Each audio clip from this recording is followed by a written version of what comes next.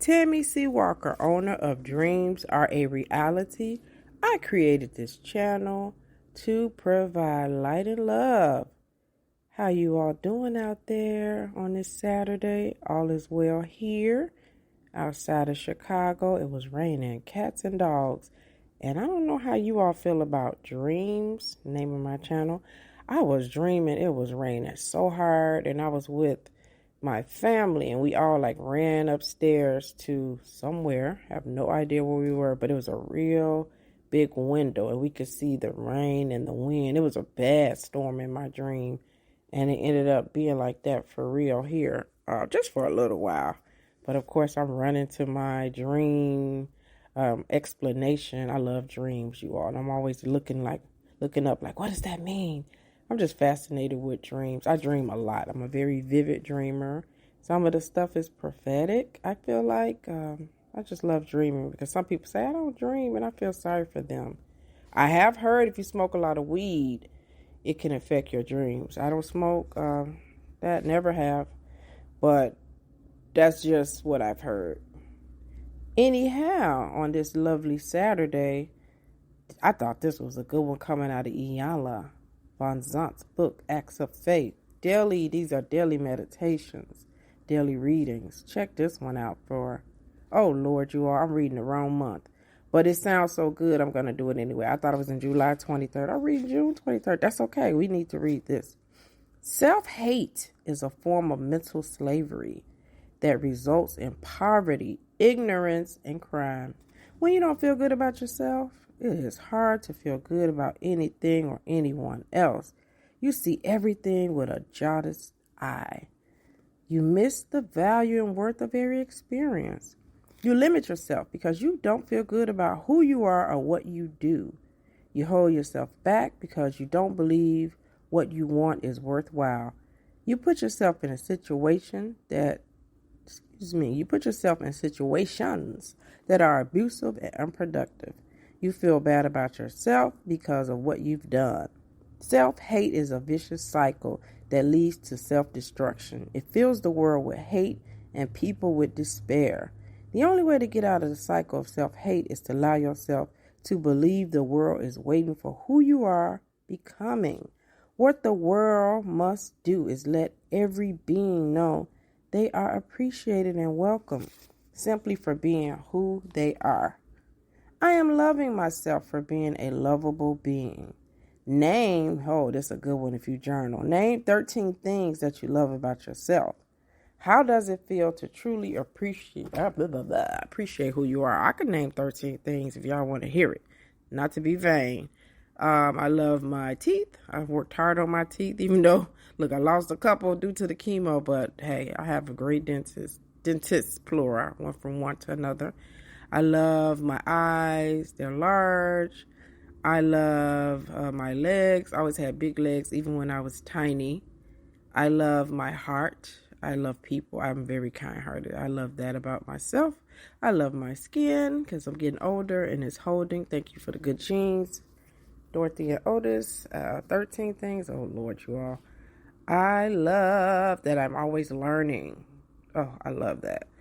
I love about myself. I was going to say some other stuff, that I'm very friendly. I love that I'm very patient. I love that I'm impatient.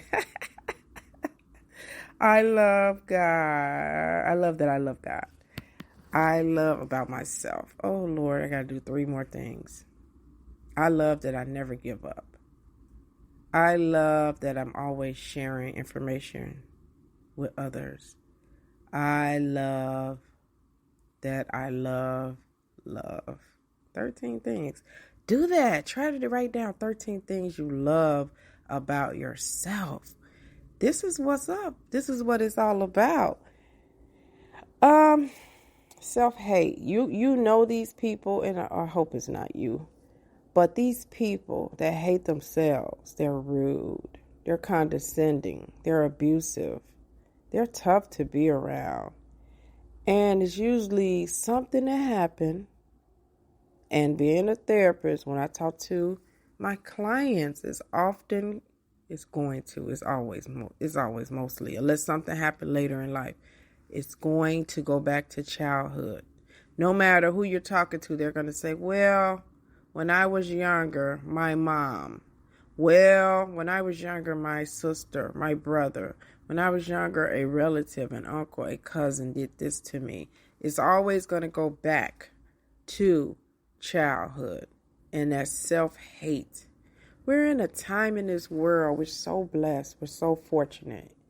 Here in America, we are so spoiled and we're so blessed.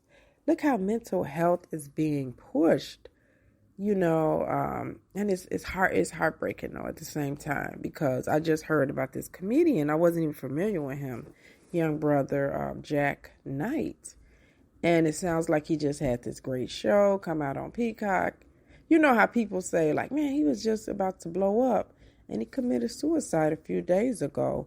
He was a comedian. And it just shows you the impact of this mental health. You can see people, they're giggling, they're laughing, they're on Instagram, TikTok, all these social media platforms, laughing with you, pouring out their heart, cracking jokes. And deep inside, they beg for death. They want to die. And some people don't know about mental health issues or challenges, if they are schizophrenic or hearing manic or hearing voices, this is something that goes on in their head like a lot of the day. And you imagine being them, hearing like you're stupid, or hearing these voices saying, why are you even alive? This is the torture that some people deal with that have severe mental illness. That's why I used to judge people that commit suicide. This when I was younger. I was like, oh my God, they're not going to heaven. God's not going to forgive them. And as I'm older, I'm like, you know what? You don't know. Like, we don't know what's going to happen at the end of life. What if you're being tortured all day with voices in your head? I know this much. God is loving. He's caring. He's kind.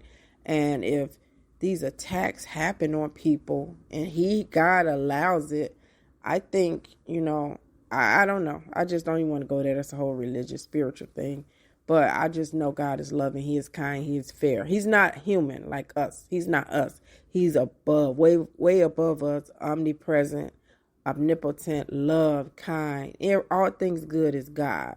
So I think, I just like to give grace to everybody. And if somebody's battling where they can't function mentally daily, that's torture. And I wouldn't want to live like that, So I'm just grateful to God for a sane mind most of the time. And I battle with anxiety or thoughts in my head.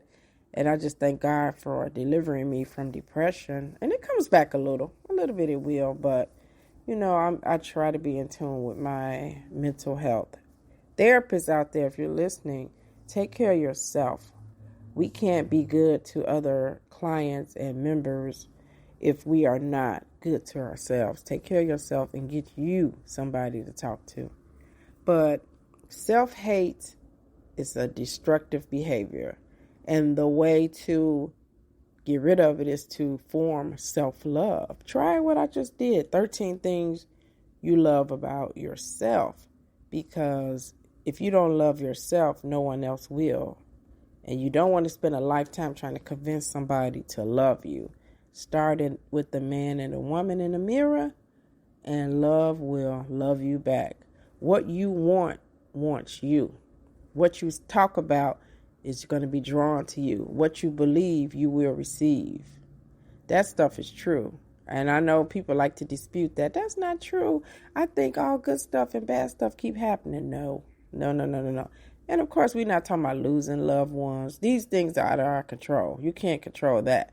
But if you're thinking negative, I don't deserve this, I'm poor, I look at them, they got a better life, what about me? That's victim thinking. I don't think like that. If you got to just stop looking at other people, stop. Cut off social media. If you know you, only you know you. And people got to be true to themselves. If you the type that cannot look at somebody else, and if you look at them, you always think they winning and you're a loser, cut off social media for a while. I say forever, maybe. Because everybody's wired differently. You shouldn't even be caring about what somebody else is doing. Everybody has their own path. My friend, Miss Laura, is 93. She said, Tammy, my life got better later in life. Maybe you'll have that type of life. Everybody is on a different path because somebody got married, bought the house, now they're on their second baby, and it looks like their life is perfect. Or if the guy, he started his own business, he's successful, his life looks perfect. Or you're Kanye West, that's not perfect. Kim Kardashian, I don't care about them people. Not like that. I'm fans of some people, some whatever, but I don't worship people or want their life. God has me on this specific path for a reason and a season, and I want to rock it. I want to be where I need to be. I'm not concerned about what that one's doing, that one's doing. Listen to me, Linda, people. My mind is so consumed right now.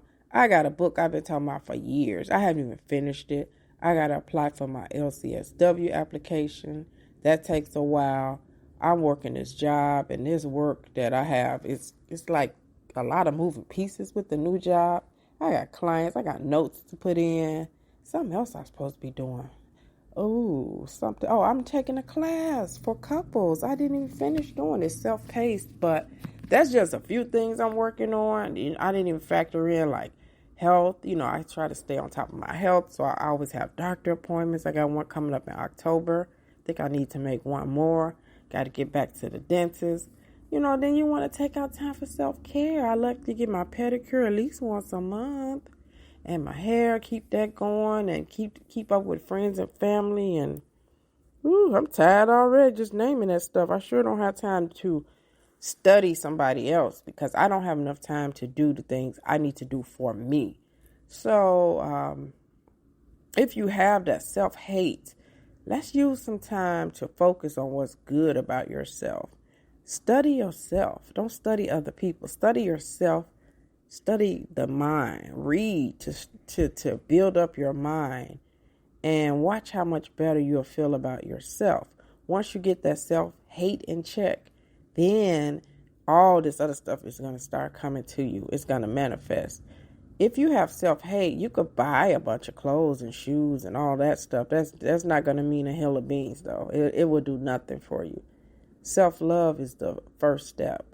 And once you get that going, watch the rest of your world start coming together.